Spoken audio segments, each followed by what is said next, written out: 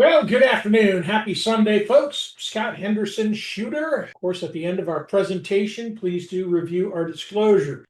Now, we have a little bit of a technical issue. Hey, I cannot log into Buddy Boss to edit my article, so we're sort of going to fly by the seat of our pants here. Just do a quick review and then jump into our setups to give you guys a foundation. Well, we hit all-time highs again last week. We went to 660, I think it was 0.59 on the NASDAQ Friday. So it's hard to believe we're not going to pull back, but technically we have these levels that we're going to stay in. However, I still see, I've been drilling down into AI and we have a lot of upside here. I mean, what we basically started to see was the infrastructure being built. And OpenAI was the launch of chat. Okay, we really haven't seen the migration into business to the point where it becomes disruptive as far as labor is concerned. So just my 2 cents on just the gargantuan amount of topics that I had with Sentinel this week. The caveat is I think for the short term, we have some job displacements, which I think weighs at some point on the economy. I think that's the greatest fact. However,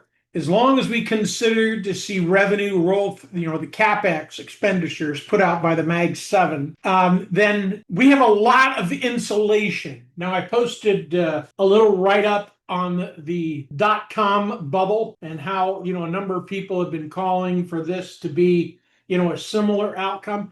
We have one huge difference that I identified with Sentinel is that we have some of the largest moats. Look at how much money is on the sideline with Berkshire Hathaway. Look how much money is on the sideline with Microsoft, with Amazon, with Google, with Apple, even Tesla, Meta. Even with the CapEx expenditures they're announcing, their revenue is not slowing down. So until we see those numbers declining, I think it's full throttle there. I think we need to figure out a way to stay on board with the names that we think we're going to grow. So over the coming weeks, I'm going to be spending a lot of time on that AI infrastructure, trying to find the new names that are emerging, chase the ones that are in play specifically, and then just go from there. So, the big winner last week was Google. How long was I preaching about Google? It's going to come back. It's going to come back. It's going to rally. It's going to go. Well, guess what? It went.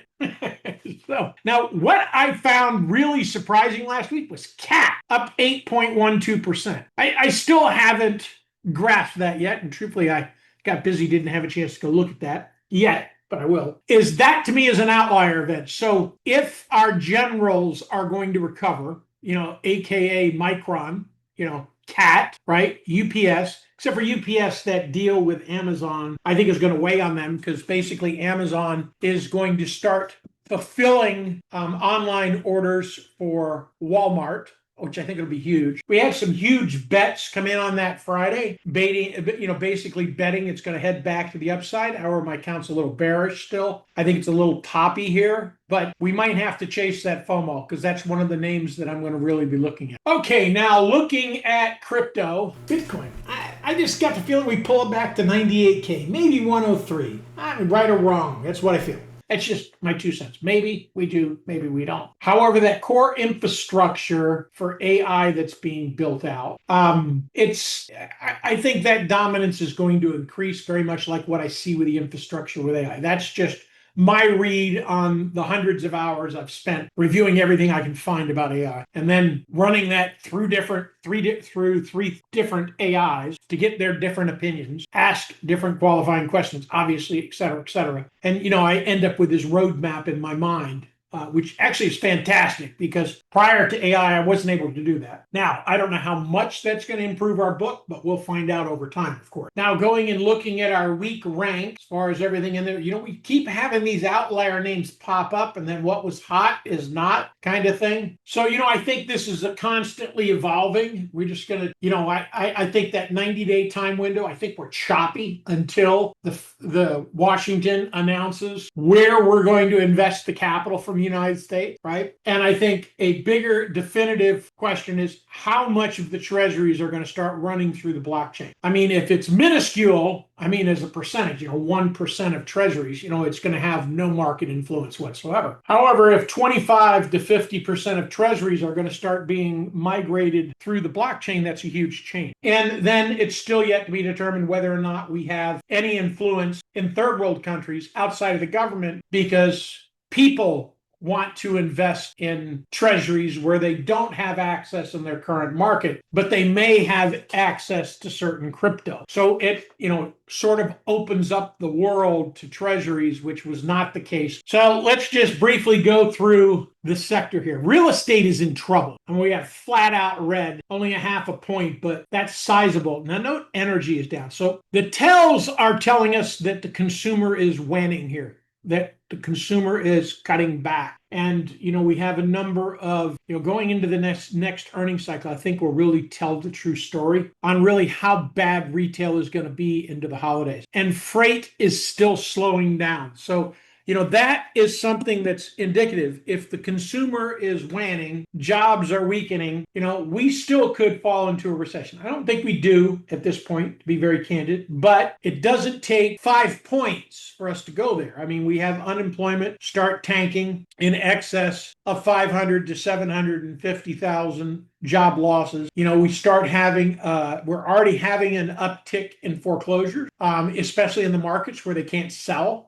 For whatever reason, there's politics there or whatever. Las Vegas is like a ghost town. There's just a lot of tells now coming out about the economy that's telling us where we're going here. Now, notice information technology was our strength for the week. So overall, we were plus 0.49% between all of the sectors, which is still positive, but ultimately what that is rotating. So they're rotating out of healthcare, rotating out of consumer staples, rotating out of real estate, rotating out of energy. Well, where are they going? There's only really 3 places they're going, and that's the S&P information technology, the communication services, and then the industrials. However, note, utilities is green. Note that, all right? That is a flight to safety. Utilities always have been. So, we sort of have a mixed bag here. I don't think the rotation stops. I think they continue to grind higher.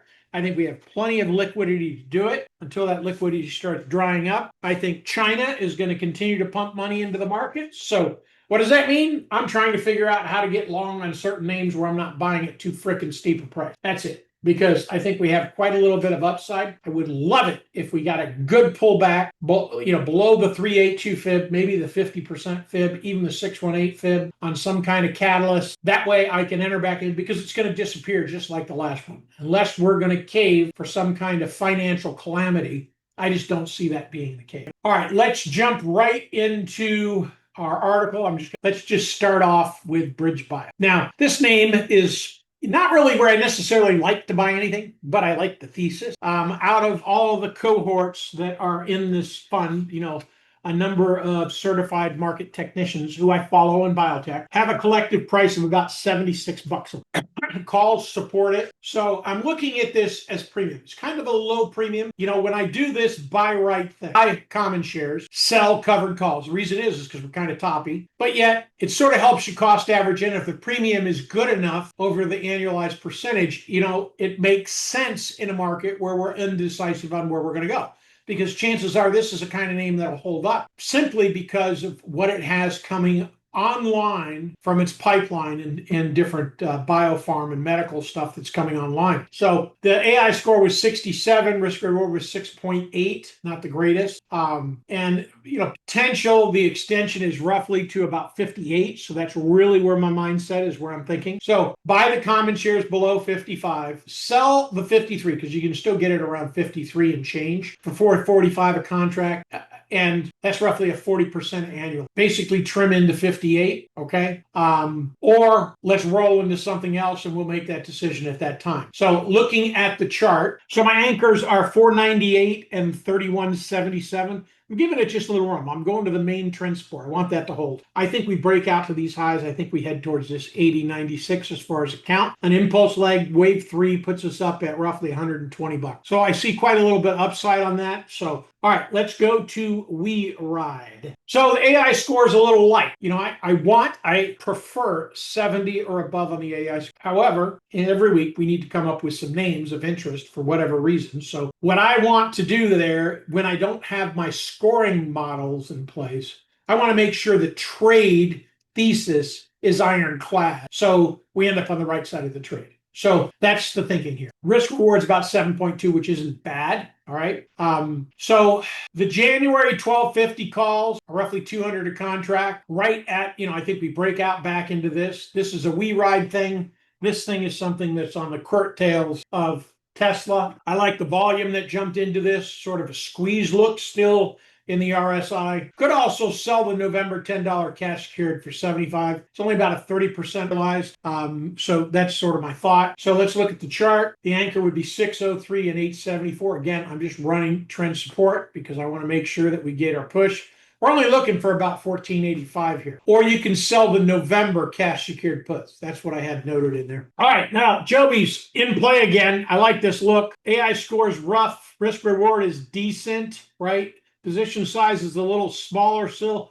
But usually in this phase, looking at this as mound 1, mound 2, usually we get 3 candles, equal candles or similar to equal candles, which should put us to at least 23. The 1618 fib is at 2604. So the anchors I have on this at this point are 496 and 1353. Now, I like the idea here of buying common shares, do a buy right? And selling the November covered calls for 215 a contract. Gives you a 64% yield, right? If we reject, then you have the shares still plus the initial yield from there. If it takes our strike out and those shares get taken from us, then, hey, you made 60% plus annualized on the trade. Next, let's figure out how to reload and do it again. To me, it's kind of a safe bet with how lofty the market's. All right, let's look at ACHR. Another buy right play, 7.1 risk reward score. Position size roughly about 2.4, a little higher AI score. Trend is solid. Momentum's a little light, so it's waning. But structure, as far as wave structures, all right.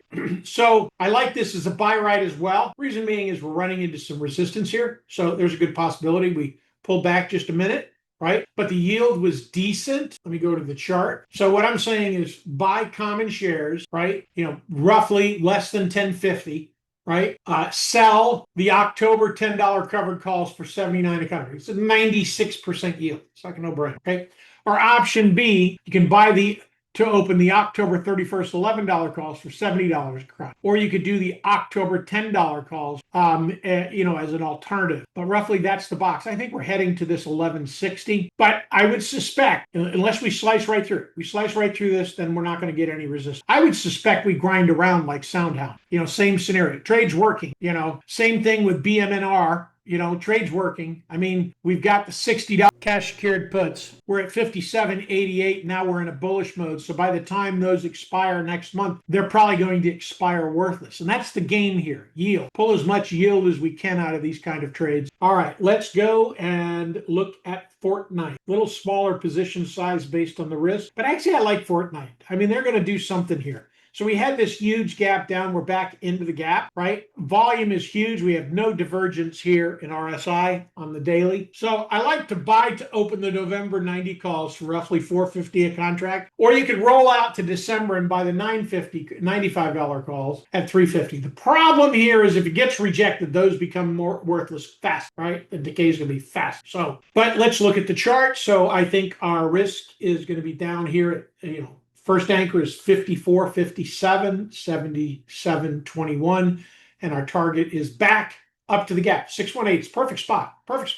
It's this resistance right here, this ledge. Perfect. I mean, it's perfect spot, 94 bucks. So 10 bucks higher is what I think. So again, the option A, buy the November 90 calls or buy the December 95 calls. So 95 is a little higher in strike, a little more risk, but it still kind of justifies the position based on the way the chart. All right, let's look at OfferPad. Now, this is a real estate name that seems to be doing really well in a slowing real estate market because basically it's a listing for the investor. So you're listing your home, and there's thousands of investors who are buying homes, who are looking for homes. And this is what OfferPad basically does. It solicits your home to them. So these people who have listed their home regularly and haven't gotten any offer, what are the options? Open, OfferPad, alternative type real estate entities, I think will do well. And I like the way the chart looked here. So AI score was still shallow. No, nothing was above 70 this week. Just, I didn't see anything that I liked there. So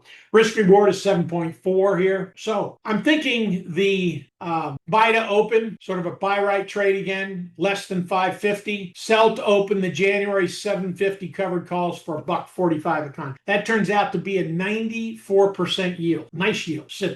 I think we take this out though. I think the 618 is shallow. I'm just measuring this leg here, the broadest, most recent leg, right? No pullback here. So we realize this is building. The flow is building to take this out. So it's going to take 10. So you could do, the cash secured puts just weren't paying. There wasn't anywhere near as much yield as the covered calls. So that's the reason I went there. I'm looking at a format when I look at the options. And, when I'm premium hunting, this is what I hunt for. A name that has a lot of strength. Hey, it may break out.